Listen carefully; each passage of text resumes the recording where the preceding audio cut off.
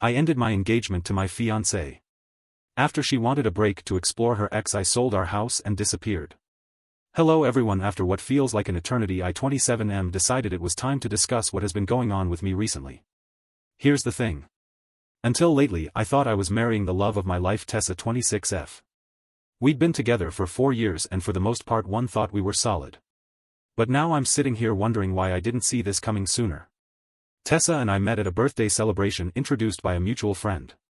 She was humorous, confident, and had a no-nonsense approach that I enjoyed. I dated previously but no one connected with me as she did. We hit it off quickly and moved in together after a year. Things felt natural, as if we were all on the same page about professions, marriage, and eventually creating a family. She was a freelance graphic designer and I worked as a project manager for a technology business, so our schedules were very similar. Life wasn't glamorous, but it was enjoyable. We had been discussing getting married for a time, but it wasn't until last year that I proposed. Nothing fancy, just a simple supper at home for the two of us. Tessa seems thrilled. She cried, hugged me, and agreed. That night we began to envision our future.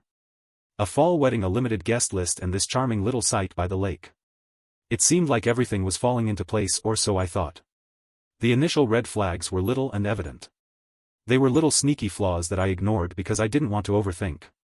For example, Tessa's enthusiasm for wedding preparation faded after a few months. She was all in at first, sending me Pinterest boards, searching through wedding outfits and asking about small details like whether I preferred tulips or roses for the centerpieces. But suddenly it simply stopped. I'd ask her questions like, "Hey, have you chosen your bridesmaids yet?" And she'd shrug it aside. "Not yet, I'm still thinking about it," she said again. The same thing happened with her clothing, cake, and music. Every decision we'd been so enthused about had become something she wanted to postpone. "There's still time," she'd say. The wedding seemed like an afterthought. At the time I told myself it was just stress. Wedding planning can be overwhelming, right? Plus Tessa had a lot going on at work. I assumed she'd snap out of it eventually. What I didn't realize was that her lack of enthusiasm wasn't about the wedding but about us. The true slap in the face happened one night while we were out with some friends. Someone brought up the dumb TikTok game, which you've probably seen. It's the one where you have to answer personal questions while keeping a straight face and not passing judgment. Everything was going well until someone said, "If you could relive one relationship, which would it be?" Without thinking, Tessa responded, "Oh, probably Dylan." Just like that. Dylan. Her college ex. The person who cheated on her. The moment she uttered that, the room became awkwardly quiet. She giggled awkwardly and attempted to backtrack, saying, "I mean, not that I'd want to. It's just a significant element of my past." I wanted to confront her right there, but we were among friends, so I let it go. Later, when we were alone, I asked her about it. What was it about Dylan? Why would you choose to revisit that relationship? She simply shrugged it off as if it were no big thing. "It was a stupid game, Liam, don't take it so seriously." She grinned and shifted the subject. I didn't press it because honestly I didn't want to start a battle over something that could have been minor. But deep down it stayed with me. Following that, her behavior became more difficult to ignore. She was using her phone more frequently, going through her texts with a cheeky little smile. She began creating vague explanations for why she couldn't hang out or why she would cancel plans at the last minute. "Oh, sorry, I just have a lot of work to catch up on tonight," she'd typically remark. Or it may be, "I promised my mom I'd visit this weekend." The justifications were not particularly suspicious, but they were stacking up. It seemed like I had become less of a priority. Then came Friday night, which changed everything. I arrived home from work early, excited to spend the evening with Tessa. I was hoping we might order in and binge-watch something, a quiet night. When I came in, however, the atmosphere seemed odd. She was seated on the couch holding her laptop, but she wasn't working. She was staring at the screen, absolutely unfocused. "Hey, I'm home," I murmured, hoping to relieve the tension. "You're early," she said, as if it were a negative thing. I shrugged it off and went into the kitchen to begin preparing dinner, but the silence in the house was oppressive. Usually she'd ask how my day was or tell me about her own. What about tonight? Nothing. Finally, I looked around and asked, "Is everything okay?" She shut her laptop and glanced at me. "Actually, there's something I need to talk to you about." And my stomach sank. You know how you feel when you know something horrible is going to happen but you can't stop it? That was me, standing there like an idiot with a spatula in one hand. I approached and sat across from her. "All right," I said. "What is going on?" She paused as if she were trying to find the proper words. She just came out with it. I've been thinking about us. And about Dylan? I swear that I almost laughed. Dylan, are you serious? What about him? She bit her lip and avoided my gaze. I suppose I need some time to consider things through. I'd like to take a break and see whether there's still something there with him. I couldn't believe what I heard. Do you want to take a break and date your ex? Are you out of your damn mind, Tessa?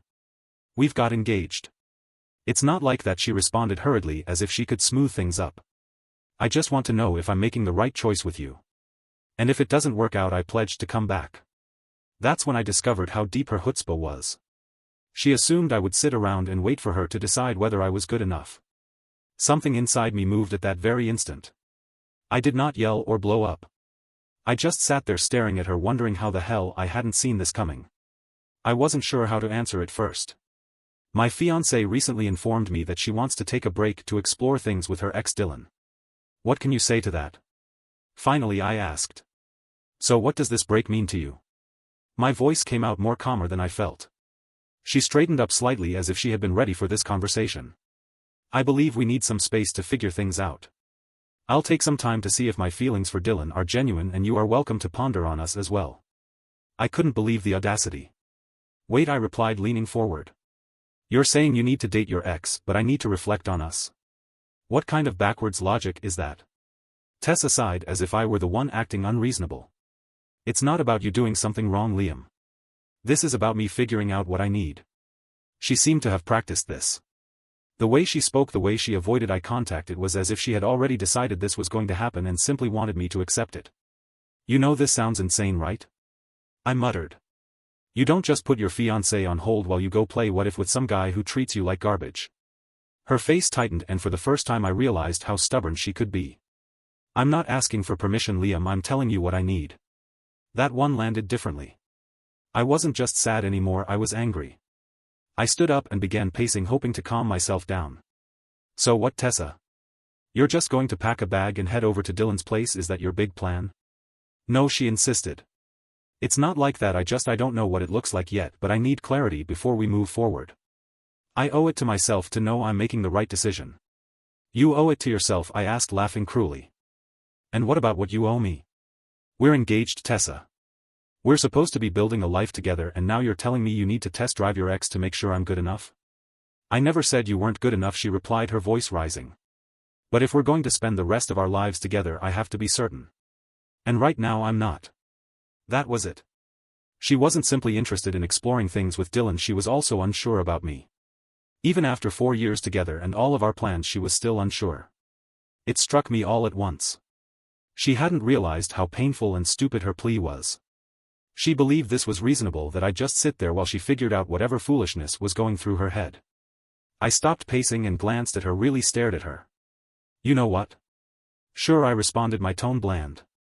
Take your break. She blinked, surprised by how quickly I agreed. Liam, I'm not trying to hurt you. I need space to figure things out. I nodded and kept my expression bland. All right. If that's what you need. She paused as if she expected me to argue or fight for her. When I didn't, she stood up, took out her laptop and murmured, I'll stay at my mom's for a bit. This isn't forever. We'll talk when I've had some time. Okay, I replied simply. She looked at me, wondering how to answer, and then disappeared into the bedroom. I could hear her moving around and throwing items into a bag. I remained calm on the couch, but my mind was already turning. If she really wants a break, that's okay. Let her have it. Several minutes later I heard the front door close. She was gone, perhaps believing she had abandoned me here to wait and worry. She had no idea I was not going to sit around and do nothing. She could have her fantasy, but I had other ideas now. I'll provide an update once I've set some things in motion. This is not going to end the way she expects it. Update 1. Thank you for your feedback and suggestions on my last post. A lot has happened this week and I'd like to report how things are going. First and foremost, I want to thank everyone in this community for their wonderful support. Many of you mentioned that I don't just sit around waiting, and you were correct. I've been busy putting everything into motion. First, I called my pal Noah. He's been my best friend since college, and he's not the type of man to sugarcoat things. After hearing the full story, he brought over pizza and we spent the entire night scheming.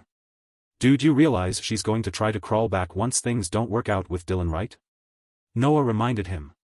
He was correct, of course. The more we talked, the more obvious it became that I needed to be proactive. This was not about vengeance, it was about regaining control of my life. I began with the house. Tessa doesn't seem to recall that it's entirely in my name. She loves to act as if it's our home, always talking about the curtains and paint colors she chose, yet I'm the one who pays the mortgage. I phoned a realtor first thing Monday morning. The realtor came by to see the property and we decided to list it right away. The market in our neighborhood is now hot and we already have several potential purchasers. Tessa has no idea. She probably believes I'm sitting here in our shared home waiting for her to sort out her feelings. The next step was to gradually remove her from my life. You remember the Live Laugh Love placards she insisted on putting up? Gone. Did she have to have those beautiful throw pillows? Donated. Her clothing and personal belongings that she left behind? I carefully packaged them all up. But this is where I became strategic.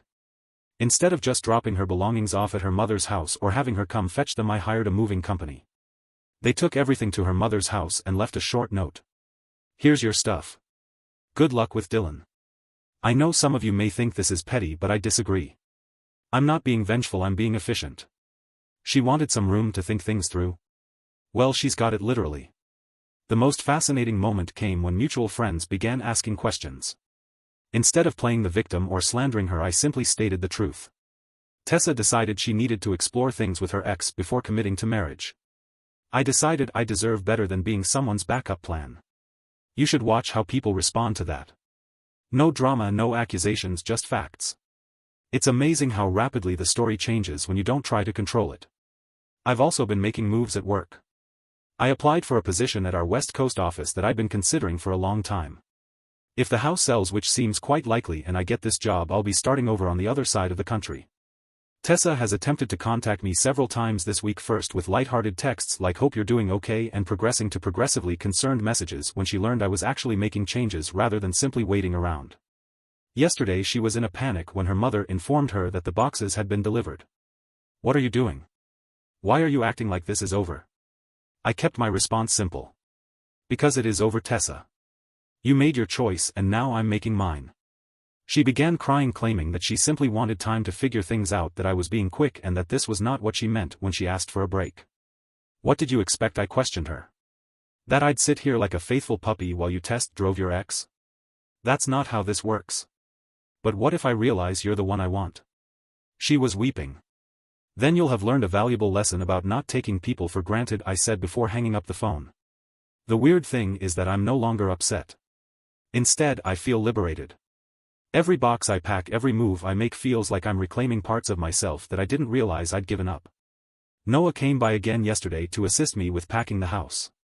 He also saw the change in me. "You seem different," he observed. "More focused." He's correct. I'm different. When Tessa first revealed her desire to pursue things with Dylan, I felt like my world was falling. Now I see it wasn't my world collapsing, but rather the false reality I'd been living in finally disintegrating. I have more things in the works, but I will hold them for the next update. For the time being, I'll simply say this. Sometimes the greatest way to respond to someone treating you as an option is to completely remove yourself from their list of options. Stay tuned. This narrative hasn't ended yet, and I have a feeling Tessa is finding that her break to straighten things out isn't going to go nearly as planned. Update 2. I appreciate all of the feedback on my recent update. Things have escalated significantly, and I'd like to tell you how the situation has evolved. Remember how I mentioned applying for the West Coast position? Okay, I got it. The timing could not be better. The house is under contract and the closing is slated for next month. But that's only the beginning. What's particularly interesting is how Tessa's Dylan exploration is unfolding. Through mutual connections, I discovered that their restored passion isn't quite the fairy tale she envisioned. Apparently 4 years haven't changed him much. He's still the untrustworthy guy who cheated on her in college. But here's when it gets good. Tessa has attempted to control the narrative on social media. She has been sharing vague, inspiring phrases about finding yourself and following your heart. So I decided to play the same game but with a twist. I created a single factual post. Update on my life. Excited to announce I've accepted a position in San Francisco. Sometimes when one door closes, better ones open. Looking forward to this new chapter. The comments and texts began pouring in. People congratulated me, inquired about the relocation, and of course wondered about Tessa. I kept my answers basic and honest. We're no longer together. She wanted to explore other options, so I'm exploring mine too. This set off a fantastic chain reaction in our social circle. Remember those friends who weren't sure about the situation? Watching me handle this with grace as Tessa shares cryptic relationship quotations completely changed the atmosphere. Then came the professional consequences. Tessa's freelance design employment is primarily based on recommendations and networking. Sarah, 29F, a mutual contact in the computer field who used to refer many clients to Tessa, contacted me. I need to know what happened, Sarah explained over coffee. Tessa's telling people you're having a temporary separation to grow individually, but something feels off. I shared Sarah Tessa's note about wanting to date Dylan. Sarah's look said it all. She did not believe it. By the end of the week, numerous potential clients had pushed back their projects with Tessa, not because I said anything nasty, but because honestly, who wants to work with someone who takes commitments so lightly? Tessa sensed the shift. Her texts become more frequent and frantic. Why are you telling people about Dylan? You're ruining my reputation. This isn't fair, I just needed time to think. I answered to the last one, you got what you wanted, time and space, how I spend mine is no longer your concern. Then came the turning point. Dylan in his wonderful wisdom shared a photo of them together at the restaurant where Tessa and I had our first date. It was evident she was attempting to recreate our history with him. It was both sad and funny. The post didn't last long, but the damage was done. Our friends witnessed it, and the remaining few individuals who supported Tessa's Finding Myself story lost respect for her. Even her own sister contacted me. I'm so sorry about how she's handling this. You deserve better. What is the most satisfying part? I didn't have to be vengeful. I simply lived my life freely and honestly, whereas Tessa attempted to play both sides. The truth has a way of emerging. She visited my office yesterday. Dylan seemed to have already revealed his true colors, flirting with other women, being untrustworthy, a familiar story. She was crying. I made a huge mistake, she cried. I was scared of commitment. I thought I needed to know if there was something better out there, but I was wrong. You're the best thing that ever happened to me. I simply gazed at her calmly. No, Tessa. The best thing that ever happened to me was you showing your true colors before we got married. She attempted to argue, claiming that we could fix this, that she would go to counseling and that she would prove she could be trusted again. I simply shook my head. You don't get it, do you? This isn't about Dylan anymore. This is about you thinking you could keep me as a backup while you explore your options. That's not love, that's convenience. She left my office distraught, but I felt better than ever. The house closes next week, the majority of my belongings are packed, and my new life in San Francisco begins in a month. The funny thing is that some folks think I'm being overly tough. Everyone makes mistakes, they explain. However, this was not a mistake, it was a choice. There are actually several options available. Each time she texted Dylan. Every time she lied about where she was. She spent every second planning to put our romance on hold. These were all options. I'll provide another update once the move is complete. For the time being, I'll leave you with this. Sometimes the best revenge isn't getting even, but rather getting better. And this is exactly what I'm doing. Next update. Update 3. Thank you for following my journey. This will be my final update, and I have some interesting developments to report. San Francisco is everything I imagined it would be. My new apartment has a stunning view of the bay, and the tech scene here is fantastic. My new office team is fantastic. It's refreshing to be around people who prioritize growth and innovation over drama. But first, let me catch you up on how things ended back home. The closing went smoothly, and the house actually sold for more than the asking price. It was interesting to see Tessa's reaction after finding out through mutual friends. She didn't believe I'd sold the house until she drove by and saw the new owners move in.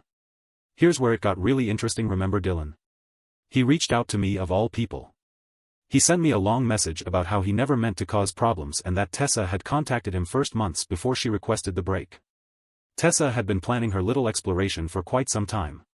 She had been messaging Dylan for months, carefully laying the groundwork for her backup strategy. What's with the irony? Dylan ended their relationship because, as he put it, if she could do this to you, she could do it to anyone. Tessa's professional fallout has been significant. Remember all the clients she'd lined up? Most of them discovered other designers, not because I said anything but because word spreads in the industry. One of her largest clients really contacted me. We heard what happened with the engagement, they told us. We're looking for someone who can commit to long-term projects. Do you know any reliable designers? I recommended a talented acquaintance of mine and she received the contract. Karma, I suppose. Tessa's social media meltdown has been something to see. Then came the sorrowful quotations about losing your sweetheart, followed by angry posts about toxic people who can't handle growth. Finally, she made urgent attempts to show everyone how delighted she was. The final one was quite interesting. She wrote about beginning her own design firm. 3 days later, she began sending out job applications. Last week, her sister contacted me again. Tessa has apparently been staying with their parents, stating she needs time to heal from our separation. Her sister's exact words were, "She really thought you'd wait when you sold the house and moved." It broke her fantasy completely. The most reassuring moment occurred during a video call with our old friend group. They were telling me about local gossip, and someone described seeing Tessa at a coffee shop explaining to a potential customer why her portfolio website was down. Apparently she forgot that I was the one who set it up and maintained it. She couldn't figure out how to restore her hosting membership when it expired. Not my concern anymore. My new life here is coming together well. I've joined a local rock climbing club, begun taking Spanish lessons, and even adopted a dog from a local shelter. His name is Zeus, and he's a greater companion than my ex-fiancée. The tech community here is really inviting. Last week I was invited to speak at a developer conference, which would not have happened if I had stayed at home. It's amazing what you can accomplish when you're not dragging dead weight. I had one last interaction with Tessa. She sent me an email requesting some old images from our shared cloud storage. I had previously downloaded what I wanted and terminated the account several weeks ago. Her email stated, "I know you're trying to erase me from your life, but you can't just delete our memories. Those 4 years meant something." My reply was simple. You're right. Those years taught me what I don't want in a partner. Thanks for the lesson. Some mutual acquaintances believe I am being very harsh and should be more understanding of her moment of confusion. However, that wasn't a moment. It was a calculated decision to keep me as a safety net while she pursued what she believed to be a better option. What is the most important thing I've learned from all of this? Sometimes the worst things that happen to you result in the best outcomes. If Tessa hadn't shown her true colors, I could have married her only to learn her genuine personality years later, possibly with children in the mix. Instead, I'm in a lovely city with a wonderful job, making new friends and feeling optimistic about the future. The anguish of betrayal has been replaced by thankfulness for the gunshot avoided. Thank you to everyone who has followed the story and offered advice. Your encouragement helped me remain strong when I might have faltered. And for anyone going through a similar situation, know this. When someone shows you who they are, believe them the first time. Don't wait around for them to alter their mind about you. Life is too short to be someone's backup plan. Sometimes the best thing you can do is walk away and make things better for yourself. That's it for now, guys. This chapter of my life has officially ended, and I couldn't be more excited for the next one to begin. Take care and thank you for everything. Thank you for watching. For more videos like this, remember to like and subscribe.